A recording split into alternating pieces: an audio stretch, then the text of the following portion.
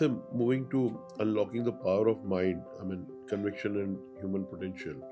So, how, I mean, mind moves on a high speed, as you say, and how should we unlock the, because what I'm told is I think we use a very small percentage of Our the mind. mind that we have.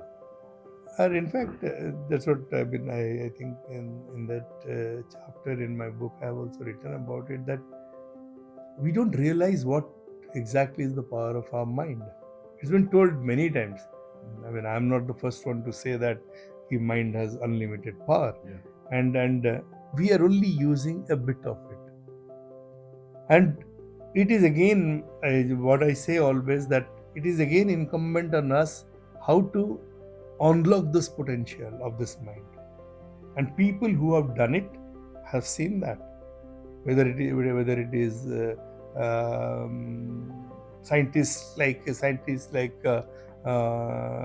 Archimedes, or scientists like Einstein, scientists like all others who have done, or in the field of, or in the field. Take the case of Satyajit Ray. What he has done, he has unlocked that potential which is there. He is able to read between different lights. He was able to read between different scenes. I was just here listening recently. Somebody's. Acha, I think Jaya Bachchan was speaking about. I mean, she was getting some lifetime achievement, and she wanted to thank. First person she thanked was Satyajit Ray, with whom she had worked. Right. And exactly the same thing she told. This words exactly. I think I may not have written about it, but I'm just feeling.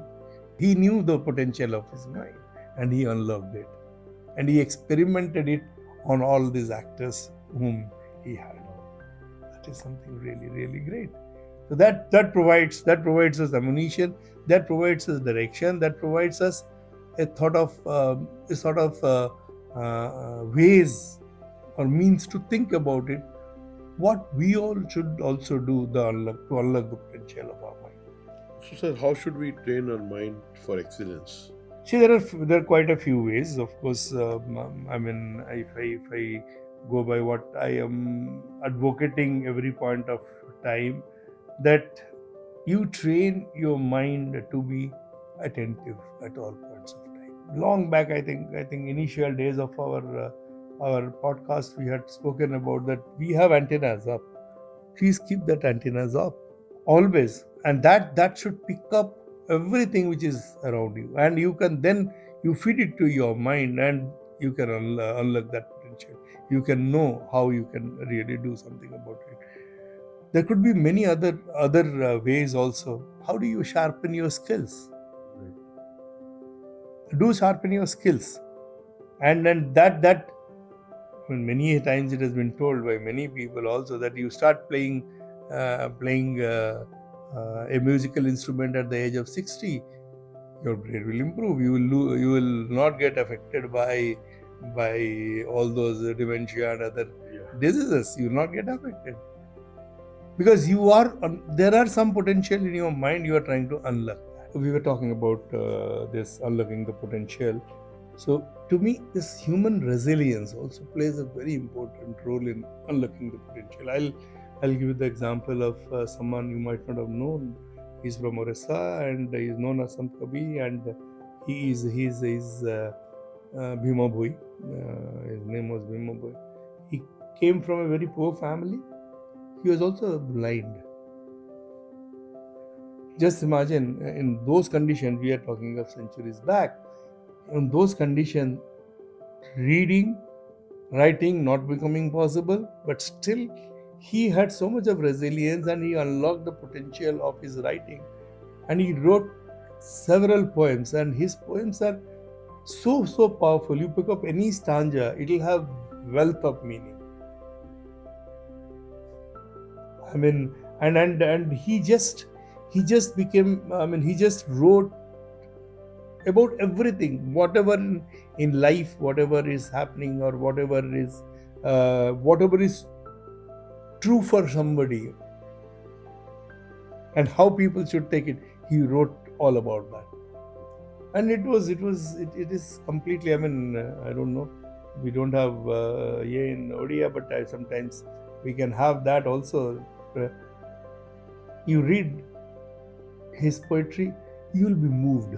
How somebody, because he used human resilience as a power to unlock the potential and wrote about it. So this is also another way where you can do that. There are many people who have done it also. We have known about, let's say, K. Ravinchan about his Moneyball program. Then we know many other people have also tried how to really unlock the potential of potential which is there. The mind has got unlimited potential. How we can unlock it and how can we really utilize it to the best. I think, in fact, even like uh, in sports also, I mean, like which is considered more to be a physical on a high physical level, uh, mind plays the most important role, I think. And as they also say, if you've won it in your mind, you'll win it in the ground. Absolutely. And I think there also, I think, I'm sure there are many examples of that. And if I am not wrong, we mentioned, I think, in one of our earlier episodes also, where uh, there was a study done, and one psychologist actually wired a sports person and only made them run in their mind, And and all the muscles that would fire when they run on actually, ground, those same muscles fired right. when they actually ran the same race only in their mind without any physical activity. Yes. So that's how That's what is the powerful, I power of think. mind. Yeah. That's what I said. Everything is in the mind. And I don't know. That's why, in most of the cases, for even critically ill patients, it's always talked that as long as you're strong in your mind, Yeah. your everything immunity works. It works. It everything works. Although it's very difficult with that, but still it works. Yeah, I think mind definitely plays an important role. I mean, that's a given thing, but actually using it to its full Full potential and potential. actually uh, creating the kind of environment you want to for yourself and for others is how one can actually utilize the great potential there.